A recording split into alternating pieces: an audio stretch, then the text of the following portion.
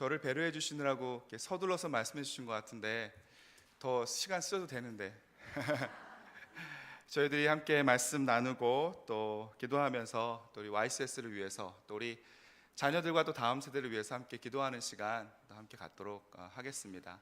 계속해서 교제하시면서 또 관심 가져주시고 또 기도해 주시고 지지해 주시고 지원해 주시면 감사하겠습니다. 여러분 한 주간 사시면서 어떠셨나요? 잘 승리하면서 사셨습니까? 아니면 조금 힘든 시간들 보내셨나요? 웃음의 의미는 아마 반반 정도 있으신 것 같습니다. 저는 개인적으로 지난주에 조금 힘든 시간을 보냈습니다. 한 10년 만에 신호를 잘못 봐서 운전하다가 신호 위반을 하고 딱지를 떼고 벌점을 받는 다행히 교통사고가 나지 않아서 아주 짧은 시간이었지만 그 시간을 통해서 저의 마음 또 저의 삶을 다시 한번 돌아보게 하시는 저에게는 또 귀한 은혜의 시간들이기도 했습니다. 아마 저처럼 이렇게 생각하기 싫은 또 잊고 싶은 그러한 한 주간을 보내신 분들이 계실지 모르겠어요. 그러나 오늘 이 시간은 우리가 성령의 충만한 은혜 또 그 기름 부으심으로 우리가 새로워짐을 간절히 소망하고 구하면서 하나님의 은혜의 보좌 앞으로 담대히 나아가는 그러한 금요 부흥 예배로 주님 앞에 나아가는 시간입니다. 우리 예배의 이름처럼 다시 한번 우리 가운데 죽어지고 또 무너진 것들이 세워지고 또 부흥케 되는 그 은혜가 저와 여러분들 가운데 있기를 원하고요. 또 하나님의 성령의 충만한 기름 부으심으로 말미암아서 우리가 하나님의 그 능력을 덧입는 그러한 시간이 되기를 간절히 소망합니다. 그래서 그 간절한 마음을 담아서 이 사도행전 말씀, 특별히 2장 이 성령의 강림 사건으로 해서 교회가 태동하고 시작되는 교회사적으로 그리고 모든 교회들에게 아주 중요한 이 말씀을 여러분과 함께 나누고자 합니다. 사도행전은 성령행전이라고도 불리기도 하고 그리고 교회행전이라고 불려도 전혀 어색하지 않을 만큼 교회 안에 역사하시는 성령의 역사 그리고 하나님께서 세우신 교회를 통해서 이 땅에 하나님의 복음 그 생명을 어떻게 전해가시고 하나님의 나라를 이루어 가시는지 그 역사가 고스란히 담겨져 있는 우리에게 너무나도 보석과 같은 그러한 성경입니다. 특별히 이 사도행전은 그래서 이 교회에 대한 꿈을 꾸는 사람들, 특별히 우리가 교회를 생각하면서 또 하나님의 교회로 부름받은 우리의 삶을 돌아보면서 과연 교회란 무엇인가, 그리고 진정한 하나님의 교회는 어떠한 모습으로 존재해야 되는가 라는 질문들을 우리에게 갖게 하는 그러한 말씀입니다. 특별히 우리는 지금 성전을 새롭게 건축하는 그러한 과정 가운데 있습니다. 그렇기 때문에 방금 말씀드린 이러한 질문은 바로 우리 자신, 우리 스스로 또 우리 교회에게 던져야 하는 질문이라고 생각합니다. 과연 우리 교회는 어떠한 교회인가? 그리고 우리 교회는 어떠한 교회가 되어야 되는가? 특별히 하나님께서 오늘 말씀을 통해서 우리 모두에게 그것을 분명하게 말씀하시고 또 보여주시는 그러한 은혜가 있기를 원하고 성령의 능력, 성령의 또 역사하심으로 말미암아서 우리 교회가 참 교회다워지는 그러한 교회로 하나님 앞에 다시 한번 자리매김하기를 또한 간절히 바랍니다. 그래서 오늘 본문이 우리가 던지고 있는 이러한 질문들에 대한 대답을 너무나 분명하게 우리에게 말씀해주고 있고, 저는 오늘 설교를 통해서 이 하나님의 교회인 우리 모두가 이러한 성령의 임재 그리고 이 충만함을 구하고 또 응답받는 그러한 은혜가 오늘 이 밤에 우리에게 있기를 원합니다. 다시 한번 우리 1절 말씀을 함께 읽도록 하겠습니다. 1절입니다. 시작.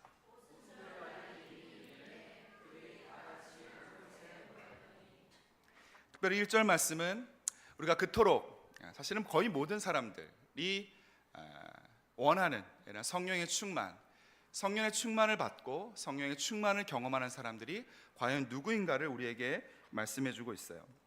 특별히 1절 말씀에는 지금 우리처럼 이러한 성령의 충만한 은혜를 사모하는 일단의 사람들이 등장을 하고 있습니다.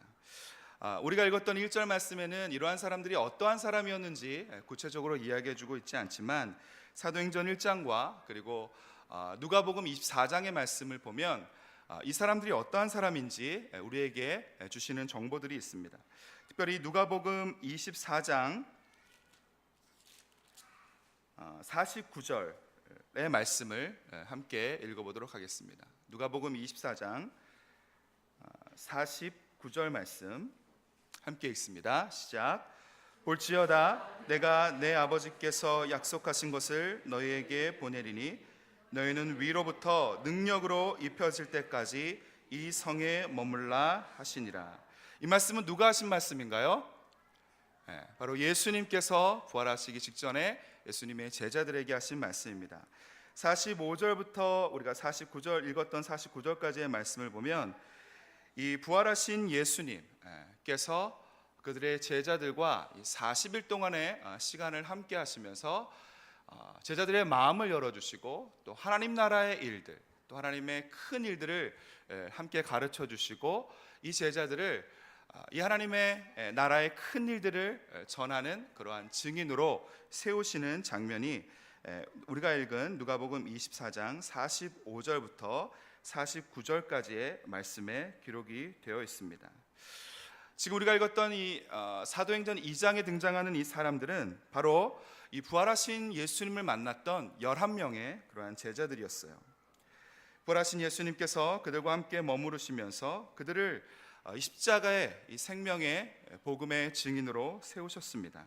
그러면서 예수님께서 이들에게 주셨던 한 가지 약속이 있었는데 그것은 바로 하나님께서 약속하신 것을 너희에게 보내주겠다. 그러므로 너희는 위로부터 능력으로 하나님께서 약속하신 것을 입을 때까지 이 성을 떠나지 말고 이 성에서 머물면서 기다리라고 그렇게 당부하셨어요. 그리고 이 마지막 당부를 주시고 예수님은 하늘로 올라가셨습니다. 사도행전 1장 4절의 말씀에도 동일한 사건이 기록이 되어 있습니다. 이렇게 예수님의 약속을 듣고 붙들고 모인 이 제자들, 그리고 또 예수님의 가족들, 또 예수님의 부활과 예수님의 승천을 목격한 이러한 여인들, 그리고 그들과 함께 했던 사람들이 한 곳에 모이게 되었는데 사도행전 1장 15절 말씀은 이 사람들의 수가 약 120명에 달했다라고 이야기를 하고 있어요. 특별히 이 사람들의 모습을 우리가 보면서 과연 어떠한 사람들이 하나님의 성령을 경험하게 되는가, 성령의 충만을 받게 되는가, 여러분과 함께 나누고 싶습니다. 특별히 120명의 사람들, 예수님의 말씀을 따라서 한 곳에 모였던 이 사람들은 다름 아닌 예수님의 약속을 믿고 기다리던 그러한 사람들이었어요. 여러분 1절 말씀을 다시 한번 보시겠습니까? 그들이 다 같이 한 곳에 모였더니, 여러분 수십 명이 모였다 그러면 모이는 게 쉬웠을지 모르겠어요. 그런데 100여 명이 모이는 이러한 큰 무리의 사람들이 한 자리에 모였다는 것은 생각만큼 그렇게 쉬운 일이 아닙니다. 그런데 오늘 1절 말씀에서 그들이 다 같이 한 곳에 모였다라고 하는 이 표현은 그들이 다 같이 동일한 마음과 그리고 동일한 목적을 가지고 모여있다라고 하는 것을 우리에게 말해주는 것이죠. 그리고 그들이 모여있던 단 한 가지 이유는 바로 예수님께서 약속하신 주의 성령을 기다리는 것이었습니다. 그래서 그들은 이 성령이 임할 때까지 계속해서 모이기를 힘썼어요. 그리고 그렇게 모여서 이 사람들이 무엇을 했을까요? 열심히 기도했습니다. 사도행전 1장 14절 말씀이에요. 성경을 가지고 계신 분들 한번 보시고 제가 14절 말씀을 읽겠습니다. 여자들과 예수의 어머니 마리아와 예수의 아우들과 더불어 마음을 같이하여 오로지 기도에 힘쓰더라.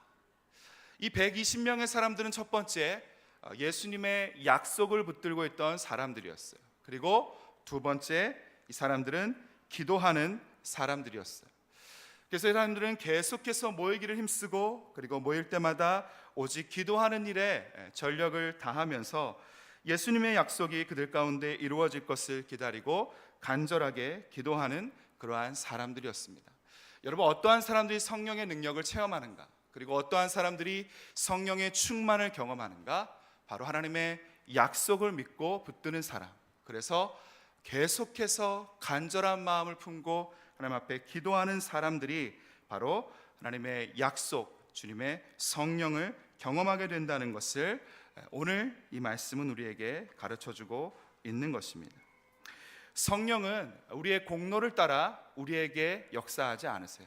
그리고 성령은 우리의 외모나 우리의 가진 능력을 따라 우리에게 찾아오시는 것이 아니에요.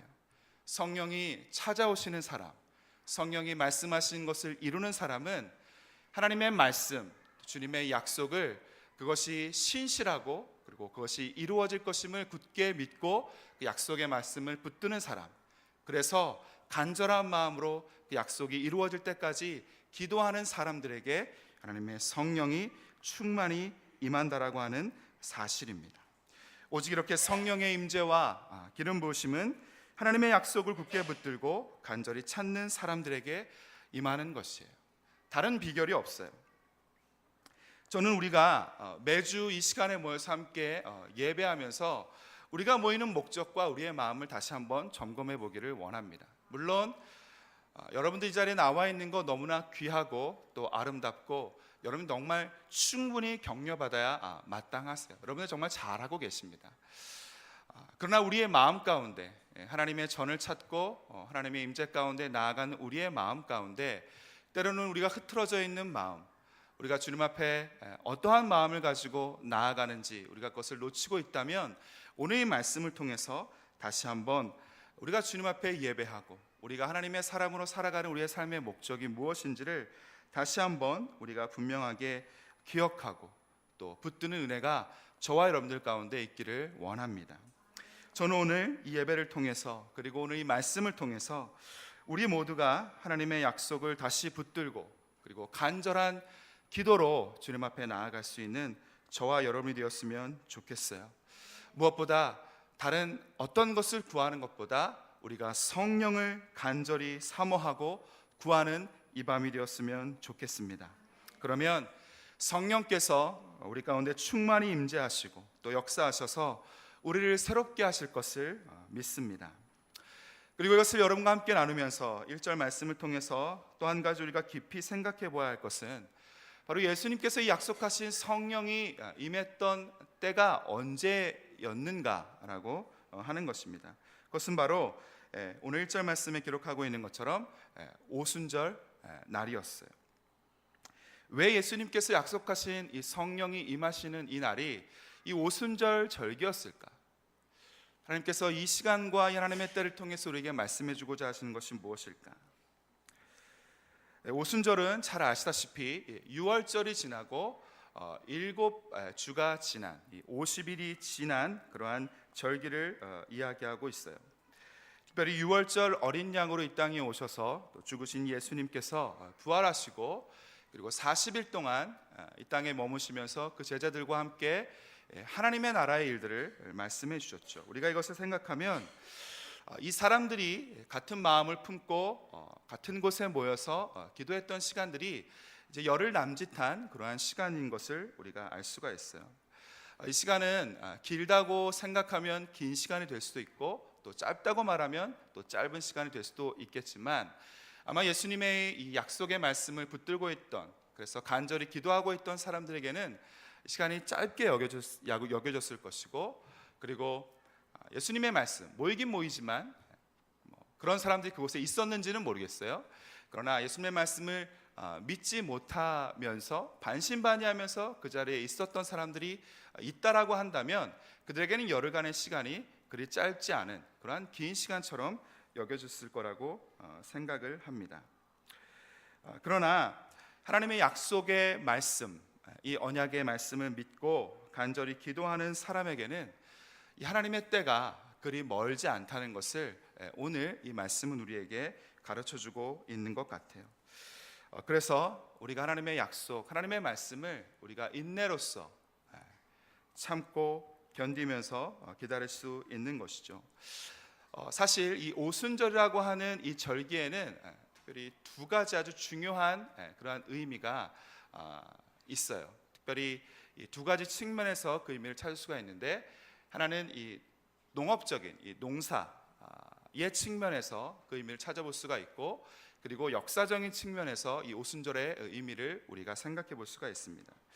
이 오순절은 구약에서 칠칠절이라고 불리는 그러한 절기예요. 그래서 이 유월절과 이 초막절 사이에 이스라엘 백성들이 매년마다 지켜야만 했던 그러한 3대 절기 중에 한 절기였어요. 특별히 이 시기는 이제 이 보리의 수확을 마치고 이제 이 밀을 수확하는 그 첫 단을 하나님 앞에 드리면서 감사로 축제를 여는 그러한 절기였습니다. 그리고 역사적으로는 이스라엘 백성들이 이집트에서 이제 탈출해서 출애굽한 이후에 시내산에 도착해서 그곳에서 하나님의 약속을 받았던, 하나님의 언약을 받았던 그러한 절기로 여겨졌기 때문에 이 신구약의 이 중간기를 지나서 이스라엘 백성들은 이 오순절을 하나님의 말씀, 이 언약을 받았던 절기로 기념해서 지키던 그러한 절기였어요. 그리고 오늘 우리가 보고 있는 이 사도행전 2장의 성령 강림의 사건 이후에 이 오순절은 성령 강림절이라는 이름으로 기독교에서 아주 중요한 절기로 지켜지게 되었습니다.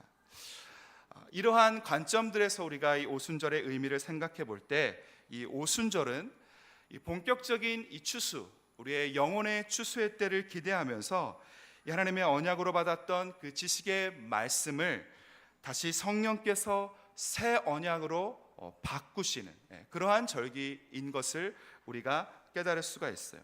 그리고 1절 말씀에 이 오순절 날이 이미 이르렀다 이렇게 기록을 하고 있는데, 이 이미 이르렀다라고 하는 이 표현을 원어적으로 보면 가득 찼다, 가득 채워졌다, 이러한 의미예요. 쉽게 말하면 이 오순절 절기, 이 축제 기간이 이제 끝이 거의 다 되었다라고 하는 그러한 표현입니다.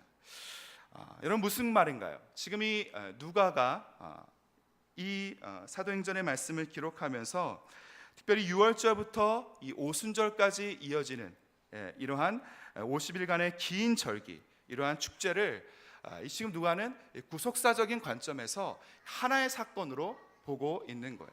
6월절 사건과 그리고 오순절의 이 사건까지 이어지는 예수님의 삶을 보면서 특별히 6월절 어린 양으로 오신 예수님의 이 구속의 역사는 예수님의 순환, 그리고 또 예수님의 죽음, 그리고 부활과 승천으로 끝나지 않고 그 구속사의 대미를 장식하는 한 가지 사건이 남아 있는데, 이제 그 사건의 끝이 거의 다 다다랐다고 하는 것을 지금 누가가 오늘 말씀을 통해서 그렇게 표현하고 있는 거예요. 여러분 얼마 전에 개봉했던 영화가 있어요. 어벤져스 인피니티 워라는 영화를 혹시 보셨나요?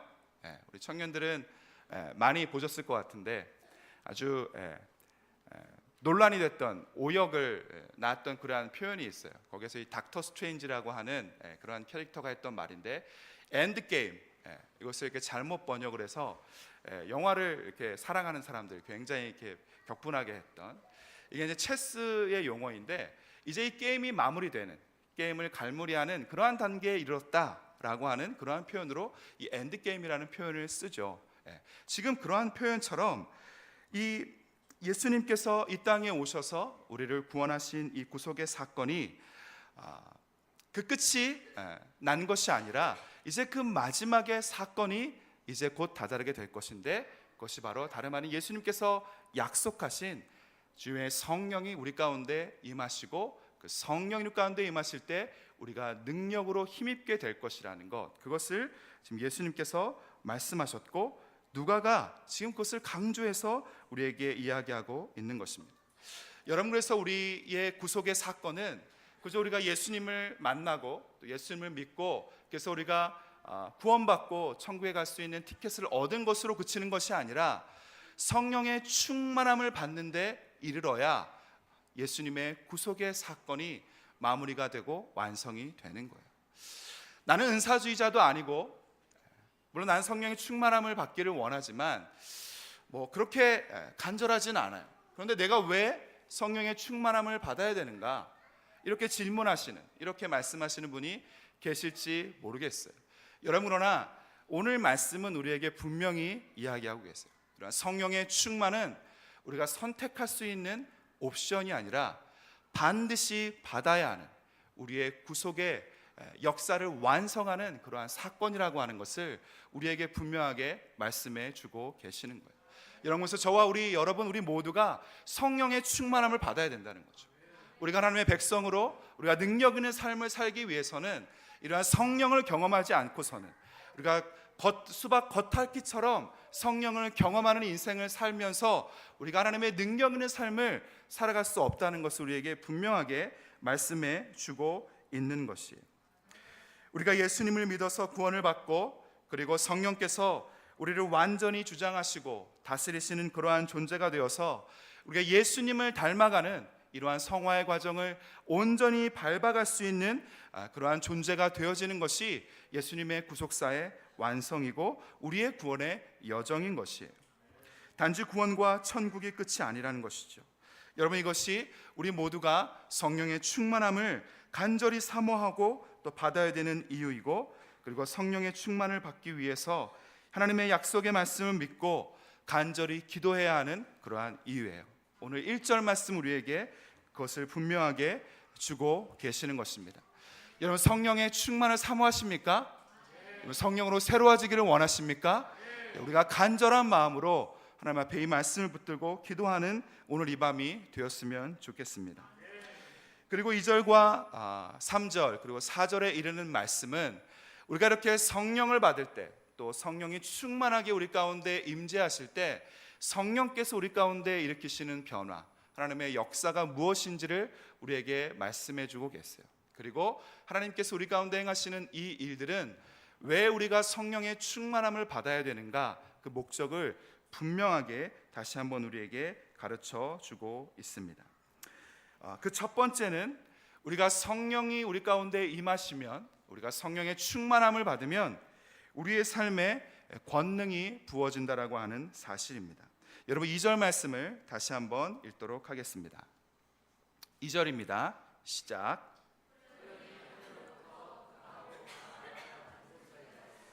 그들이 앉은 온 집에 가득하며. 여기에서 성령이 임하실 때 급하고 강한 바람 같은 소리가 있었다, 이렇게 이야기를 하고 있습니다. 이 성령이 임하시는 이 사건은 호련히 아주 갑자기 우리가 예측하지 못하는 그러한 순간에 일어난 사건이었어요. 이 성령은 강하고 급한 바람처럼 임하시지만 그러나 바람은 아니죠. 이 표현은 성령의 속성에 대해서 우리에게 말씀해주고 있는 것입니다. 여러분이 잘 아시는 것처럼 성경에서 이 성령은 바람에 비유될 때가 많이 있죠. 그래서 대표적으로 예스겔 37장의 말씀에 이 메마른 뼈의 환상, 예스겔 선지자가 보았던 이 메마른 뼈의 이 환상을 보면 골짜기에 가득한 그 메마른 뼈에 이제 사방으로부터 생기의 바람이 불어와서 그 뼈가 맞추어지고 살이 돋아나고, 그리고 그들 가운데 생기가 들어가서 그들이 죽어있던 그러한 존재들에서 생명이 있는 강력한 군대로 세워지는 것을 우리가 볼 수가 있습니다. 그리고 또 요한복음 3장 8절 이하의 말씀에는 예수님께서 니고데모에게 성령으로 거듭난 사람에 대해서 말씀을 하실 때 성령이 마치 바람이 임의로 우리 가운데 불어오는 것과 같은 것에 비유를 하셨어요. 무슨 말씀이냐? 바람이 저 멀리 있는 것 같지만 어느 순간 우리의 피부를 접촉하는 것처럼 성령도, 우리 하나님께서도 때로는 우리의 먼 곳에 계신 것 같이 우리가 느껴지지만 순식간에 우리에게 다가와서 메마른 존재 가운데 생기를 넣어주시고, 그리고 죽은 영혼을 살리시는 분이 바로 성령님이라고 하는 그러한 것을 우리에게 말씀해 주시는 표현이 바로 이 바람과 같은 성령님이라고 하는 표현이죠. 이렇게 생명을 살리고 또 생명력을 충만하게 하시는 것이 바로 성령께서 주시는 권능입니다. 우리가 권능을 받기를 바라고 권능의 의미를 우리가 잘 알고 있는 것 같지만 이 권능은 하나님의 능력, 특별히 또 그 능력을 일으키는 어떠한 행동, 이런 것들을 의미하는 그러한 단어예요. 헬라어로는 두나미스라고 하는 단어인데 여기서 이 다이너마이트라고 하는 영어 단어가 파생이 되었죠. 그만큼 아주 강력한 우리에게 소망을 주시는 그러한 말씀이 바로 이 두나미스라고 하는 권능이라고 하는 그러한 말씀입니다. 그래서 우리가 생각할 때 마치 이 성령께서 우리에게 주시는 이 권능이 아주 능력이 있는 것, 또 아주 큰 능력을 행하는 것, 이런 것이라고 우리가 생각할 수 있지만 좀 더 정확한 의미에서의 이 권능의 의미는 말씀드렸던 것처럼 생명을 살리는 능력, 그리고 생명을 다시 일어나게 하는 그러한 능력을 이야기할 때 성경에서 권능이라고 하는 단어를 이야기하고 있어요. 그래서 우리가 이 생명의 말씀, 이 복음을 전할 때 성령께서 우리 가운데 권능을 부어 주시는 것이죠. 그래서 우리가 잘 알고 있는 말씀, 사도행전 1장 8절의 말씀, 우리가 함께 읽어보도록 할까요? 외우시는 분들은 함께 말씀을 외워보도록 하겠습니다. 시작. 오직 성령이 너희에게 임하시면 너희가 권능을 받고 예루살렘과 온 유대와 사마리아와 땅끝까지 이르러 내 증인이 되리라. 우리가 생명의 말씀, 이 복음을 전할 때 성령께서 우리에게 권능을 주세요. 그래서 사도행전 1장 8절에 말씀하고 계시는 이 권능은 우리가 생명을 전하는, 이 생명의 복음을 전할 때 성령께서 우리에게 부어주시는 능력을 의미하는 것이죠. 이러한 성령의 임재와 또 성령의 권능의 기름 부으심이 언제 일어났는가? 2절 말씀의 후반부에 보면 그들이 앉은 온 집에 이 성령이 가득하게 임했다라고 이야기하고 있습니다.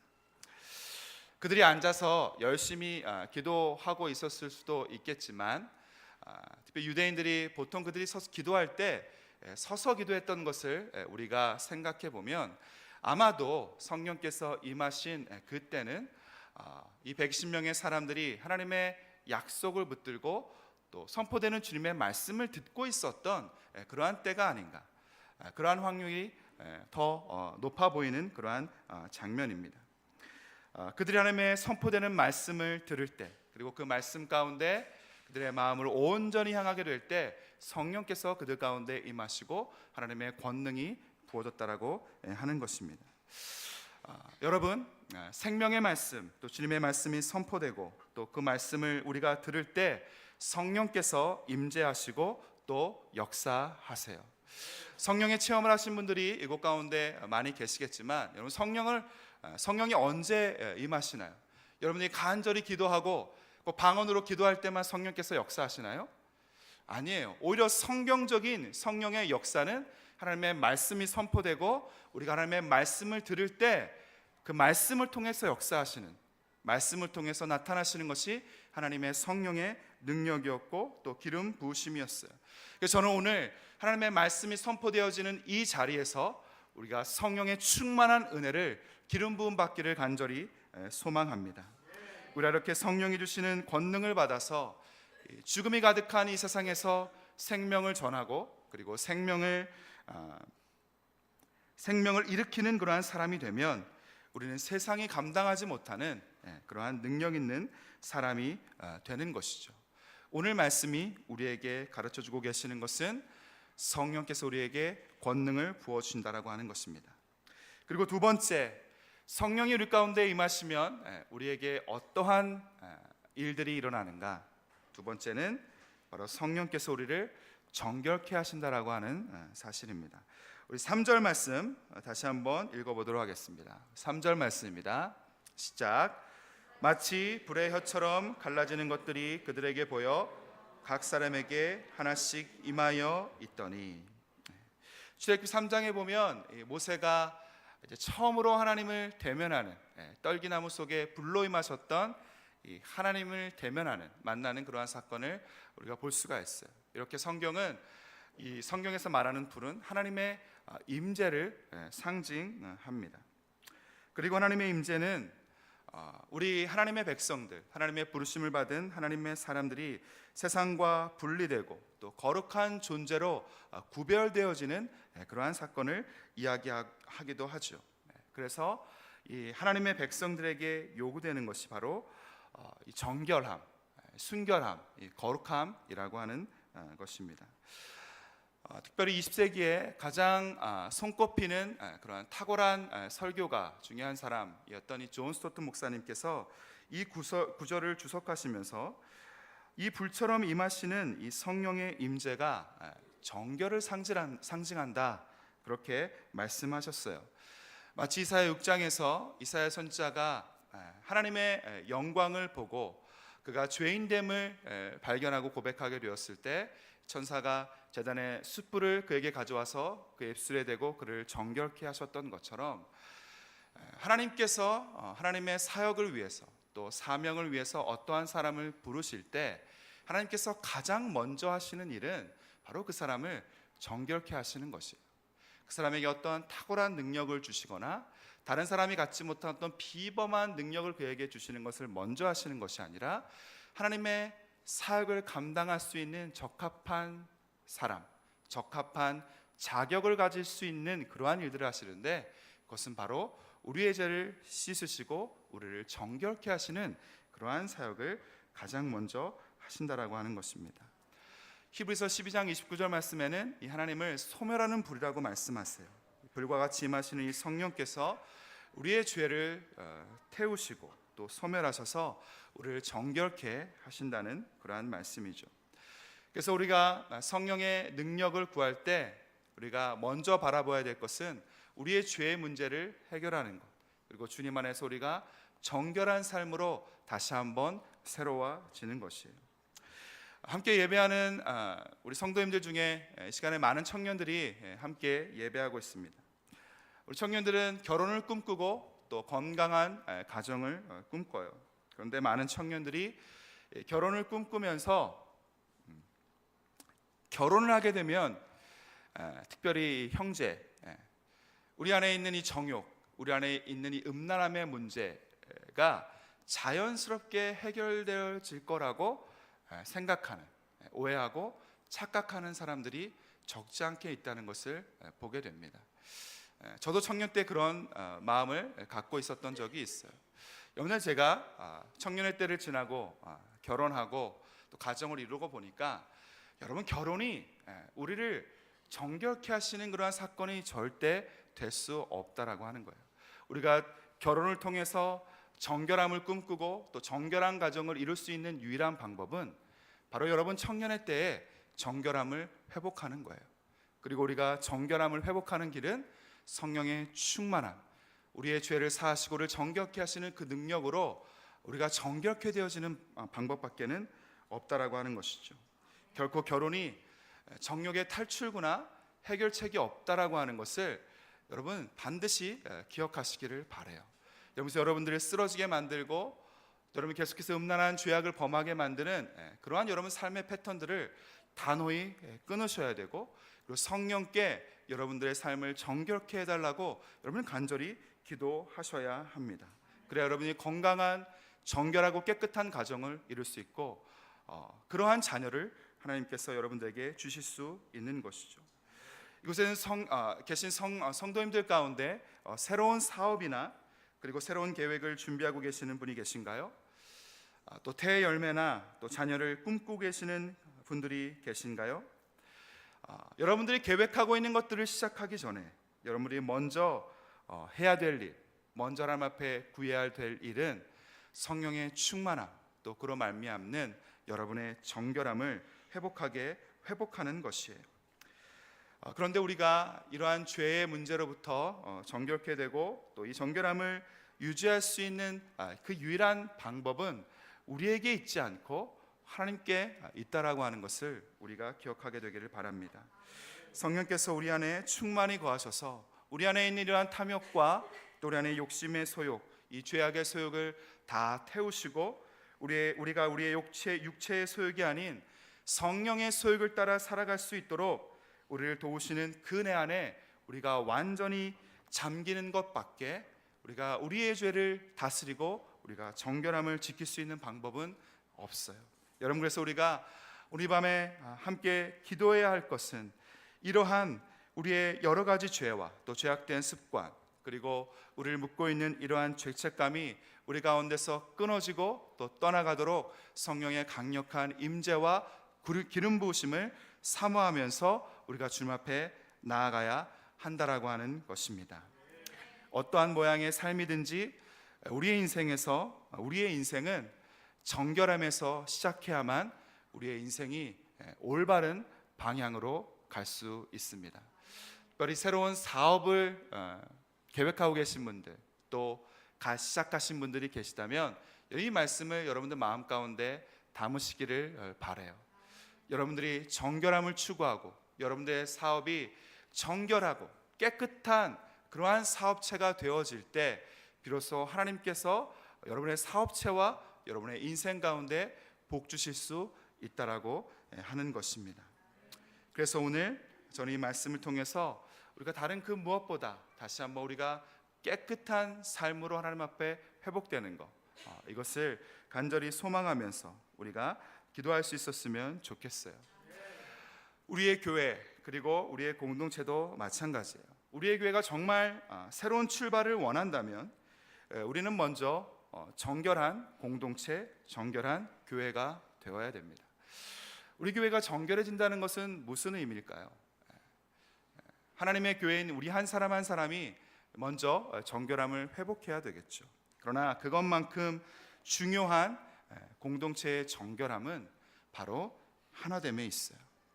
여러분 3절 말씀을 다시 한번 보시겠어요? 성령께서 마치 불의 혀처럼 갈라져서 그곳 가운데 모여있는 각 사람 가운데 임하셨어요.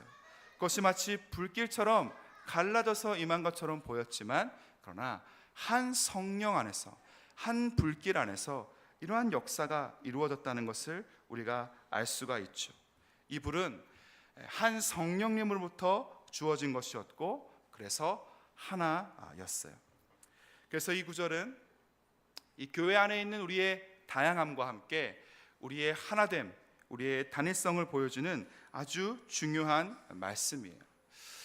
여러분 우리가 우리의 교회를 볼 때, 그리고 이 땅에 많은 수많은 교회들을 볼 때 갈라지고 또 찢어져서 여러 가지 잡음으로 시끄럽고 그 가운데 비난과 상처가 끊이지 않는 그러한 교회들을 보면서 우리가 저 교회는 정결한 교회다 이렇게 생각하는 분이 계신가요? 아마 한 분도 없을 거예요.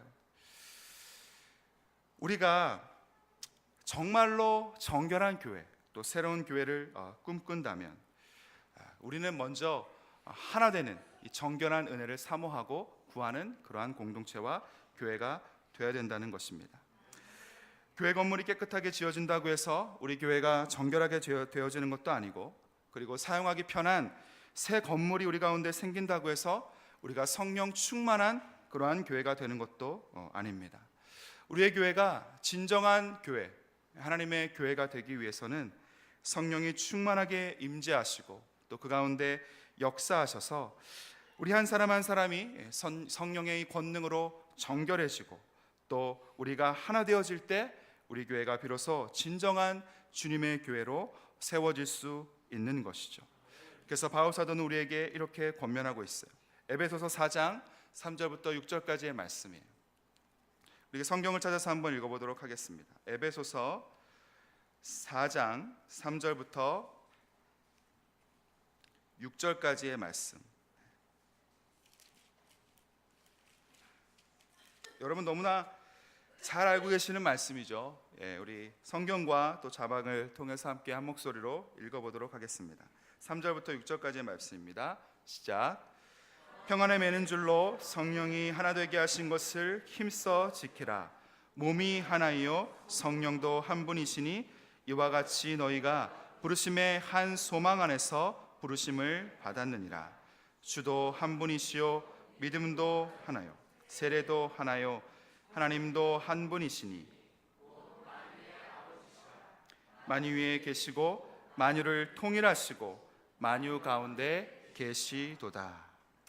저는 이 말씀을 따라서 우리 모두가 정결한 주님의 교회, 그리고 우리 공동체, 우리 요한서울교회가 하나 되는 정결한 주님의 진정한 교회로 다시 한번 세워지게 되기를 간절히 바랍니다. 여러분 이것이 오늘 우리가 기도해야 될 아주 중요한 두 번째 기도의 제목이에요. 그리고 마지막 세 번째, 성령이 우리 가운데 임하시면 우리 가운데 어떤 일을 행하시는가? 그것은 바로 우리의 언어를 바꾼다고 하는 사실입니다.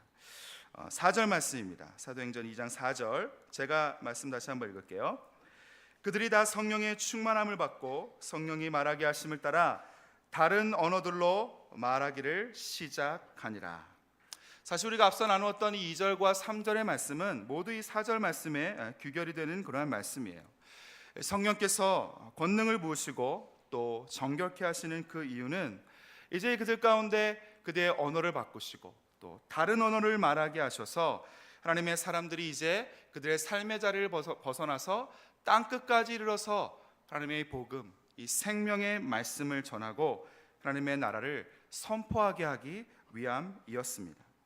사랑하는 성도 여러분, 성령께서 우리 안에 오시면 성령께서 우리의 언어를 바꾸세요.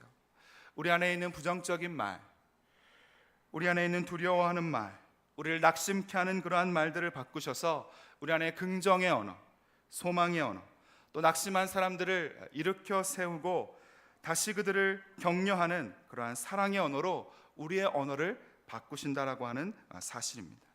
그리고 하나님께서 우리의 언어, 우리의 말을 바꾸신다고 하는 건 우리의 생각을 바꾸신다고 하는 거예요.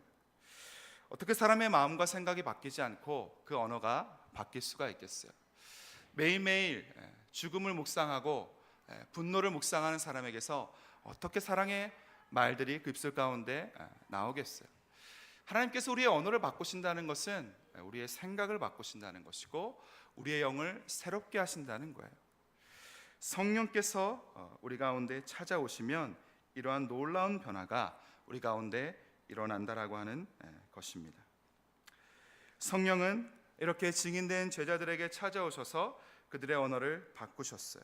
그리고 이 오순절절기를 지키기 위해서 예루살렘에 와 있던 수많은 이 디아스포라 유대인들에게 그 성령 충만한 이 제자들의 모습, 또 자기들의 언어로 하나님의 크신 일들을 말하는 모습들을 그들이 보게 하시면서 이러한 디아스포라 유대인들이 놀라고 그리고 당혹해하고 신기하게 여기는 그러한 일들을 성령께서 행하셨습니다. 5절부터 13절까지의 말씀에 그러한 내용이 기록이 되어 있어요. 사실 우리가 시간이 없어서 4절까지의 말씀까지밖에 읽지 않았지만 오늘 이 말씀은 1절부터 13절까지의 한 단락의 말씀으로 교회가 어떻게 생겨나게 되었는지, 태동하게 되었는지를 말씀해 주시는 그러한 본문이에요. 그리고 성령께서 오셔서 이제 성령이 말하게 하심을 따라서 그 모였던 사람들이 각기 다른 언어로 이제 말하기를 시작하게 되었어요. 그리고 그러한 모습을 보면서 많은 사람들이 아주 놀라고 신기했죠. 그런데 오늘 5절부터 13절까지의 말씀을 보면 그들의 이 성령을 받은 그들의 모습들을 바라보면서 이러한 사람들이 놀랐던 이유가 단지 그들이 알지 못했던 자기들이 말하는 언어, 이 방언을 이야기하는 것을 보면서 그들이 놀랬던 것이 아니라 정말 그 사람들이 놀랬던 것은 이 제자들이 방언으로 말하는 방언의 내용을 들으면서 이 사람들이 놀랬다라고 하는 거예요. 여러분 11절 말씀을 한번 보시겠어요?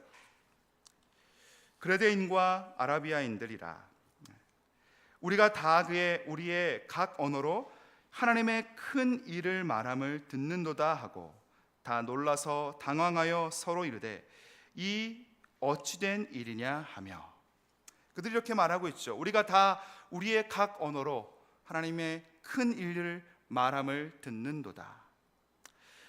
각 나라의 방언으로 갈릴리 사람들이 이야기하고 있었던 것은 하나님께서 행하셨던 큰 일들이었어요.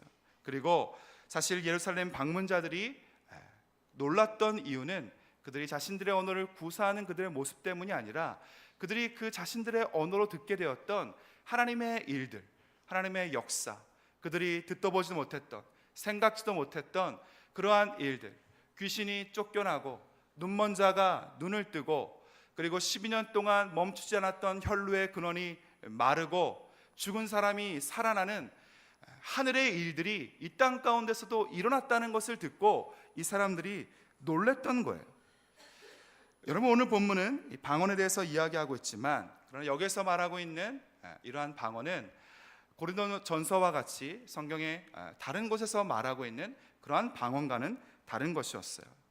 이 고린도전서에서 이야기하고 있는, 바울이 이야기하고 있는 이 방언은 하나님과의 친밀함, 또 개인적인 그 관계에 중점을 두고 있다면, 오늘 본문에서 말씀하고 있는 이 다른 언어, 이 방언은 하나님의 일들을 증거하기 위해서 하나님께서 주신 것이었어요. 여러분, 많은 사람들이 방언의 은사를 사모합니다. 그리고 어떤 사람들은 이 방언을 받지 못하면 마치 성령을 받지 못한 것처럼 이야기하는 그러한 사람들도 있어요. 그것은 틀린 말입니다.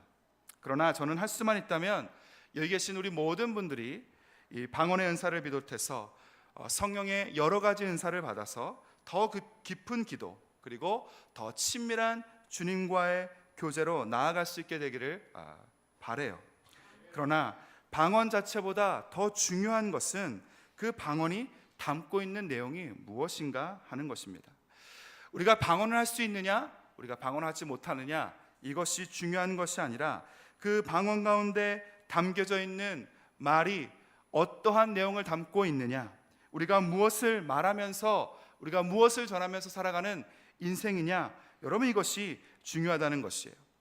우리의 입술에 또는 우리의 기도에 세상적인 것들이 가득하냐, 아니면 하나님의 일들이 가득하냐가 중요하다라고 하는 말입니다.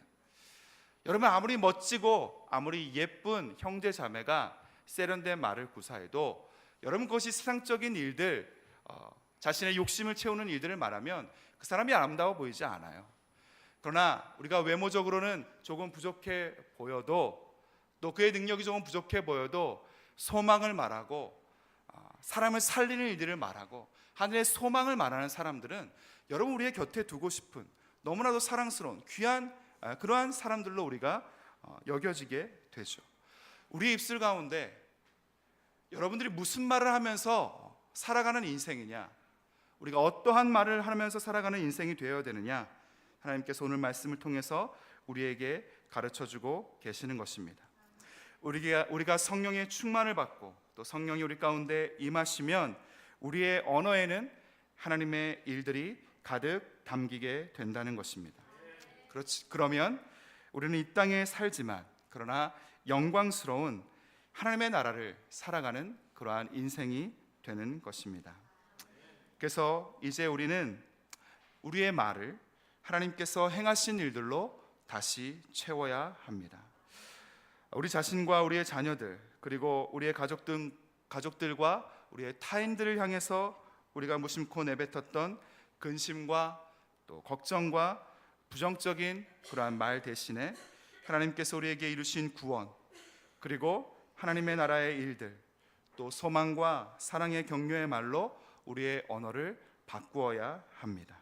여러분, 성령께서 이 일들을 행하신다라고 하는 거예요. 그래서 우리가 성령 충만해서 하나님께서 행하시는 이 위대한 일들을 말하면, 우리가 그러한 인생을 살아가면 우리가 얼마나 행복한 인생이 될 수 있을지 여러분 한번 상상해 보셨습니까? 내 가족들과 우리의 자녀들, 그리고 우리의 교회와 이 세상을 향해서 하나님의 위로가, 또 하나님의 생명이 우리를 얼마나 만족하게 하고 또 새롭게 하는지를 우리가 전하는 삶을 살아갈 때 하나님의 위로가 얼마나 풍족하게 이 세상을 채울지, 우리의 가정을, 우리의 자녀를 변화시킬지 여러분 한번 상상해 보세요. 여러분, 그리고 그것을 간절한 마음으로 주님 앞에 구하는 이 시간이 되었으면 좋겠어요. 그러면 하나님의 교회, 바로 우리의 교회는 든든히 세워져 가고 또 하나님의 나라는 확장되고 우리의 삶을 통해서 완성되어져 갈 거예요. 이제 이 말씀을 정리하도록 하겠습니다. 성령이 우리 가운데 충만히 임하시면 우리는 권능을 받고 우리의 삶은 정결하게 되고, 그리고 우리의 언어는 하늘의 언어로 바뀌게 됩니다. 그리고 이것은 이 땅에 복음으로 인해 생명이 전파되고 하나님의 교회, 그리고 하나님의 나라를 이 땅 가운데 확장하고 세워가기 위함인 것을 우리가 기억하기를 바랍니다.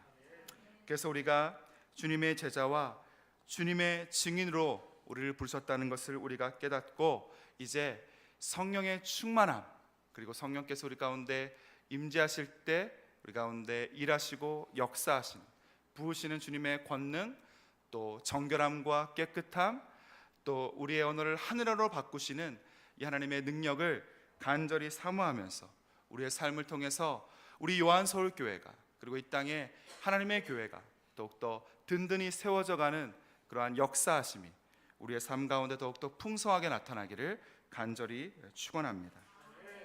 우리가 오늘 말씀을 기억하면서 함께 몇 가지 기도했으면 좋겠습니다. 오늘 함께 기도하기 전에 함께 찬양했으면 좋겠습니다.